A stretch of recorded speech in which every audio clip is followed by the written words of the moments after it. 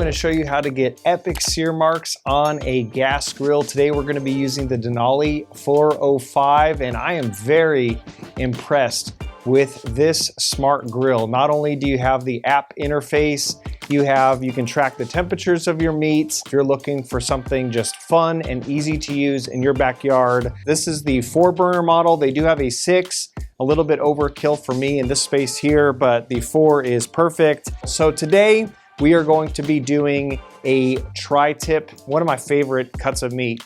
It is thick, so there is a little trick to it, but I'm gonna show you how to get perfect results every single time on this Denali. So the first thing I'm gonna do is I'm going to take off the warming rack. We aren't gonna need this until later, so I'm gonna put this to the side. And I'm going to also remove the rotisserie, because we're not gonna need that.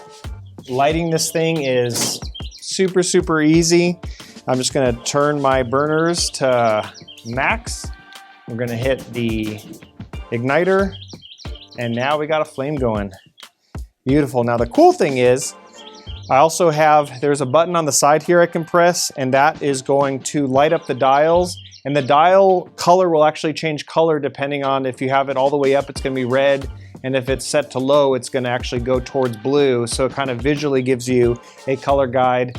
I don't need it, so I'm just gonna turn that off just to save battery. But what's also battery powered is you can hit on right here. And so for the control board on the side here, it's going to tell you what the temperature is at grate level, which is very handy to know, like what's the internal temperature of the grill. And then you can also plug some probes into here, and that is gonna be handy for the end of our cook. So I'm gonna let these cast iron grates get screaming hot right now. So I'm gonna close the lid, and I'm gonna show you how to get some awesome, beautiful sear marks.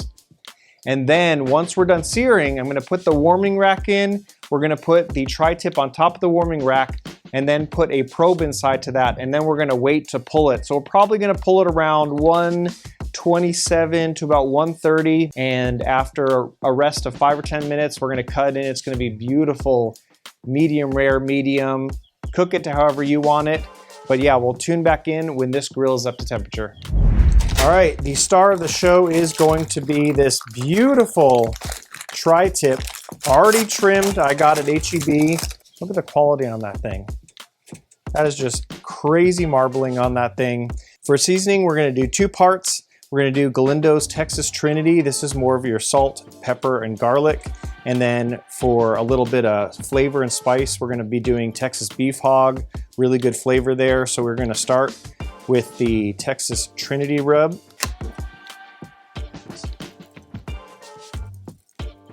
Just some good Texas flavors for sure. And we're gonna do both sides. I'm gonna leave the this fat cap on.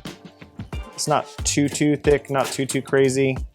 So we're just gonna let it do its thing. And you just wanna make sure you're getting all sides here. Keep it simple. And now for color, we got the beef hog. That's just gonna add a splash of color to this. Can't go wrong with this combo. If you're in San Antonio, you can get these at Barbecue Outfitters. And I know Rick personally, he's a good dude. So if you go to his channel, you'll see me in his live streams. We're always hanging out, causing a ruckus, but man, oh man. And that is it. All right, this grill is already 700 degrees, so it's showtime. All right, so to get good sear marks and to get that really nice crosshatch, I like finding 2 corners, and those corners are gonna act as my guide. So when I'm rotating the steak, I know that if I'm pointing one at one corner, I'm gonna point the other one. So I'm gonna show you how this looks at real time. So right now, I'm just gonna set this down. You're gonna hear a sear. And then I'm just gonna press down. You really wanna make sure you're getting some really good contact, and that's gonna help get that really, really nice sear on there. So not for long, about probably 1.5 minutes per side. So we're gonna close the lid, let it do its magic, and we're gonna check it out in about 1.5 minutes. All right, we are back. Let me pull this off and see those marks right there? Beautiful, right? We're gonna set it down. And now this is basically facing that corner. And this is gonna help us really get that crosshatch. Now, if you do use a steak weight, you can put a weight on top. It's actually not really good to leave the steak weight on the whole time, just because as the meat actually starts shrinking, you're going to have those lines move on you. So if you just press it down a little bit, it's gonna be fine, and we'll check back in about a minute and a half. All right, whoop. Let's lift this up. Look at that. Tell me that's not beautiful. So now we got the awesome lines in there. So now what we're gonna do is we're gonna put this back down, and then we're just gonna check on it about a minute and a half. Oh, hens yeah. So now we're gonna pull this and then now face it the other way. Woo! Beautiful. We're gonna be eating good.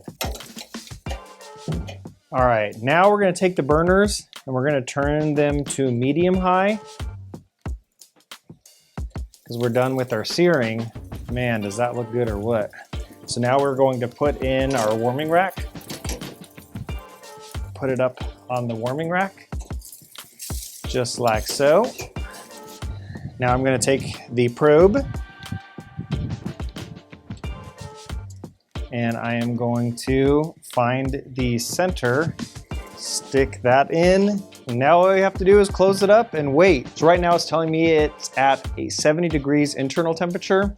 And now we just want that to slowly climb up to about 130 degrees. And once that does, we're gonna pull it, let it rest. So right now, kick back, grab a cold one, and we'll tune back in when it's time to pull. All right, we hit the internal temperature of 130. Let's pull this off. Before we let it rest, I'm going to take this popcorn salt. Just gonna put a little bit on top of that. And we are going to wrap this up to let it rest. And it's under foil for two reasons. One, that's gonna help it finish coming up to temperature, and it's going to help get those stupid flies, if there are any, to make sure they're not crawling over your meat. So we'll come back in about 10 minutes and check this out. All right, got my trusty knife. It's been 10 minutes. She is rested. Look at that. Not only do we have an epic sear mark on that, look at the juice. Beautiful. Let's get this thing onto the cutting board. And you don't want to throw this juice away just yet. Just yet. So we're just going to put it to the side. So you have the grains running this way. First cut right about here. Beautiful. Look at that. Look at that. Man, juice for days, that is for sure. Let's go in here, make the cuts.